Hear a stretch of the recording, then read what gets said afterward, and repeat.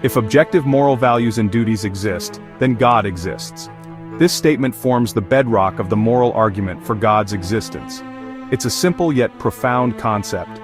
True morality, one that transcends individual preference or cultural norms, must find its roots in something beyond humanity.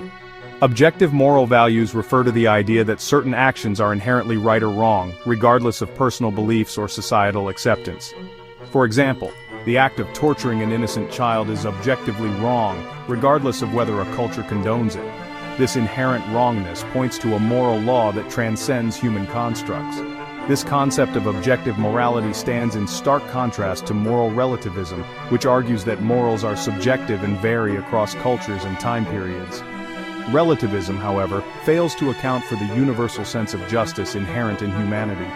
We instinctively recognize and condemn acts of cruelty and injustice, even when committed in distant lands or bygone eras. This innate moral compass points to a source beyond ourselves. Evolutionary theory, while offering a compelling explanation for the development of life on Earth, falls short in explaining the origin of objective morality. Evolution operates on the principles of survival and reproduction, favoring traits that enhance an organism's ability to pass on its genes. Morality, however, often demands selflessness, even at the expense of personal survival or reproductive success. Consider the example of a soldier sacrificing his life to save his comrades. From an evolutionary perspective, this act seems counterintuitive. Evolutionarily speaking, self-preservation should be paramount. Yet we recognize this act as deeply moral and courageous. This dissonance highlights the limitations of evolution in explaining the origin of our moral intuitions. Moreover, if morality is merely a product of evolution, then it holds no more objective weight than any other evolved trait, like eyesight or the ability to digest lactose. Just as our eyesight can be flawed, so too could our moral sense be prone to error.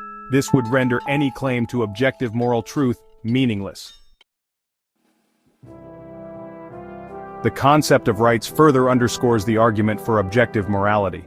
The Universal Declaration of Human Rights, adopted by the United Nations in 1948, asserts that all humans possess inherent rights to life, liberty, and security of person.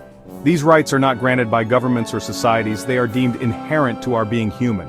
This inherent dignity, the foundation upon which these rights are built, cannot be adequately explained by societal constructs. If rights are merely products of societal agreement, then they are subject to change at the whim of the majority.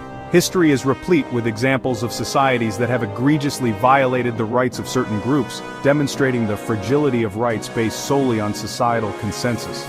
Furthermore, the very notion of human rights implies a moral law by which we can judge the actions of individuals and governments. If there is no objective standard of right and wrong, then any talk of rights becomes arbitrary and meaningless. The horrors of slavery stand as a stark indictment against moral relativism.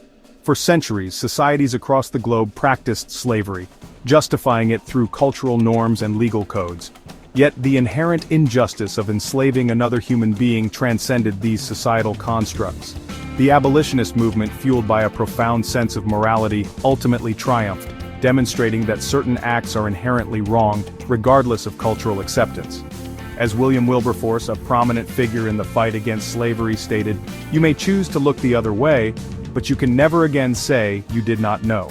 The fight for civil rights, the condemnation of genocide, and the pursuit of justice for all people are all rooted in the belief that objective moral values exist. These values are not mere social constructs, they are timeless truths that point to a higher moral authority. The Bible itself speaks to this inherent morality, stating in Romans 2:15, "They show that the work of the law is written on their hearts, while their conscience also bears witness, and their conflicting thoughts accuse or even excuse them." This points to a universal moral law ingrained within us, a law that transcends cultural boundaries and points towards a divine origin.